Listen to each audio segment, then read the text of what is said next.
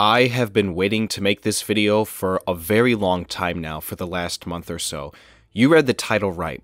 I think that Season 1 of Andor is not just damn near perfect, but it is also the best single season of any Star Wars television show ever made. I can't begin to describe how much watching this show for the past 12 weeks has been such a joy. Every single week, the show would be on my mind for just how eager and anticipated it would be once a new episode would come out. I will also say I might speak on something that you might not hear from a lot of Star Wars fans out there with regards to the show, but I'm going to say it. This season to me might just be the most Star Wars thing akin to the original trilogy that any piece of Star Wars media has ever been. When I say that, I mean in the sense that with how George Lucas has described his view of what Star Wars is, it really does feel like this season personified every second of it. Star Wars, when it first originally was created by George Lucas, was a full-on political telling of the society that it was during the 70s and the 60s, all embodied in a piece of science fiction and fantasy. And still to this day, I almost feel like there are thousands of people who don't even know that that was the case. I mean, obviously, over time, I'm sure there are people who figured it out, but at the same time, when I see people nowadays complain that Star Wars is being too political, I hate to wonder if these people have actually ever done any research, or are true fans of the material that George Lucas gave us a long time ago. And of course, this show here with Andor is exactly that. It is a political spy thriller in the Star Wars universe. A political spy thriller in which very much is embodying a lot of the real-world aspects of what we are seeing in today's time, just like how George Lucas did it with his original trilogy. A lot of this was seen and explored through the uprising and rebellion of people across the galaxy as the Empire was taking over after the Clone Wars had ended. Of course, here with this story, we are following the character of Andor in his rebellion as the main character of the show, and as we saw him in Rogue One all those years ago as he fought to steal the Death Star plans for the rebels to take down the first Death Star. Ultimately, and yes, spoilers here, he sacrificed his life to make sure that it would succeed. This story here is ultimately the telling of what came before that and the final time that we will ever see his character on screen. There are many other characters as well that we are introduced to that intertwine themselves into this networking of spies and rebels of all which and each have every kind of their own rebellion. The writing here in this show is unbelievable on every level. It really does feel like you are watching an HBO drama inside of a Star Wars show that is made for adults. Yes, obviously there are some kids who probably could watch this show, but at the same time, when we are thinking of Star Wars as an IP that is for kids to watch, this is a particular show that is mainly for the adult audience of Star Wars fans and casuals alike. It is dark, it is tension-filled, and it doesn't hold back on telling you and showing you the truths of the world that Star Wars is in at this current moment. Not only is this maybe the best written season of Star Wars television ever, but I also will firmly say that it has the best dialogue as well. You feel for these characters, you know what they are going through, and you learn so much about them through their actions, but also the things that they say that resonate with you. The character development here is some of the best that I think I have ever seen, and yes, I will also admit the actors had a lot to do with this as well. Diego Luna as Andor is great in every way, and we obviously have seen a full movie with him, but here I feel like we got to learn so much more about his character. The show is not necessarily his in the sense that it follows every move of him, but he is at the center point of it all.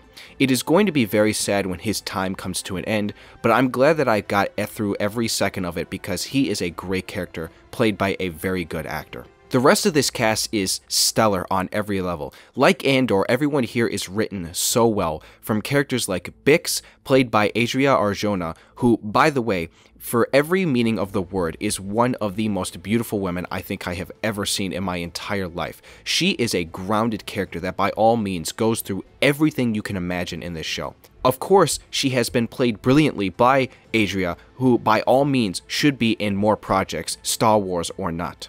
But of course she is not the only character who is like this. There are plenty of other characters who share and resemble the things that she goes through in this show.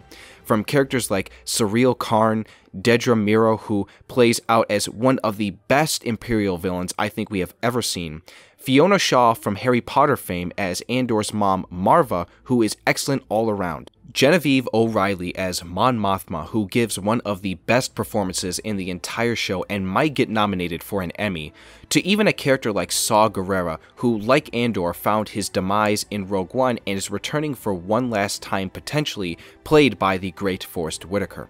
All of these performances are just outstanding, and there were many other different characters played by great actors that all around did their part so well here in this show. However, the two actors that I want to speak on who I feel might have given the best of the best and deserve standing ovations here in this show are Luthen Rael, played by Stellan Skarsgård, and the character of Kino Loy, played by the great and legendary Andy Serkis. These two characters, in my opinion, are some of the best performed and written characters in all of Star Wars I have ever seen. Skarsgård and Serkis play these characters so brilliantly well, to the point that you really do feel like you can relate with these people, at the same time understanding every second of what it is that they are going through. I hope both of these guys get the awards recognitions they deserve for these performances, especially Andy Serkis, who in my opinion may have just given the best singular performance of the show. The whole prison arc with him is incredible and moving. If you've seen the show, you know that the door is left open to interpret what happens to him at the end of that arc, and maybe we might not see him again, which is sad, but at the same time, I totally understand why they left it off that way. This whole season follows many different storylines from various different rebellions that take place around the characters of Andor, and others to the political and spy plot lines that involve giving us a deeper look into the world of what was happening around the Empire in these times. You are entranced by it all, and you can't take your eyes off the screen. There was never one time throughout watching the show that I felt bored in any way, and not one plotline where I felt like it didn't do justice. The only times I did feel this was with the first 3 episodes, which, smartly enough, released together, which gave it more weight, as well as the storyline behind the character of Cyril, who at first I was hesitant on, but over time came to understand his motivations and what he was trying to do. Yes, the guy does come off as a weird psychopath-looking dude, but at the same time I kind of understand what it is that he was feeling and trying to accomplish. You really do get that kind of thing, though, as well, with just about every other character, main character or side character. You understand everybody's motivations and how they are feeling as people, whether it is through the dialogue or even just the way that the camera pans and looks at these characters from their emotions and what their looks are on their faces. I just love how this show gives you this idea, not just through the writing, but also just by showing you, which is one of the best things that you could possibly do, which is the show and don't tell. You don't always have to get dialogue and all that kind of stuff that gives you an idea around characters. Sometimes all it takes is one camera shot of a character, and that's all you need to know to understand what it is that's going on. On top of all this, we can't not talk about the technical side of the show, which is immaculate beyond words. Everything from the visuals, which are some of the most stunning visuals we have ever seen in Star Wars, to the practicality used in most of the sets here, and the locations used to make it feel more lived in. This is simply, in my opinion, how most shows should go about doing it, and I love the new volume technology that they are using, but sometimes making things look real in a real setting can help make you feel like the show is more natural. And of course, when there was action in the show, which there was not much, it was amazing and it felt very well shot. I know there are a lot of people who probably got turned off by the fact that the show didn't have all the action in the world, and sometimes you need that in some shows. You don't always need action. I love that this show took its time in developing the characters throughout all 12 episodes, which, by the way, thank God it was 12 episodes at a good runtime, because it really gave you more of a reason to stay for the journey. I will never understand how people will say that the show is boring and is nothing like Star Wars, because it very much is like Star Wars in every way. It is just a very different telling of a story that we've not seen before and are not used to. We don't always need lightsabers and Force users to populate this universe and this IP. Having different stories be told is what's going to make this franchise and this IP feel alive. Even though this show takes place in a time period that we've seen many times before, it still was able to follow a whole whole line of new characters that is something that we desperately need more of in Star Wars. We can't always just rely on the characters that we've seen many times before in the past. And no, we don't need something like a General Grievous show to heed our fantasies. If you understand that reference, then good on you. This show, to me, was such a breath of fresh air, and not just the story and the world that we followed, but also everything from behind the scenes as well. And to think that this is only the first of a second season of the show that we are getting not only makes me feel very happy, but it also should make other Star Wars fans happy as well. Of course, finally, I will say we know that Alan Tudyk is going to be reprising his role as K2SO in the second season, so we already know that Season 2 is going to be giving us some great moments between him and Andor, like we got in Rogue One. I have been a massive Star Wars fan for a long time now, especially thanks to someone like my brother who at the time introduced me to this world, and I feel a lot more that if he hadn't, I don't know where I would be and what I would be watching. I can't thank him enough for that, and I know that if he was still here, he would adore this show as well.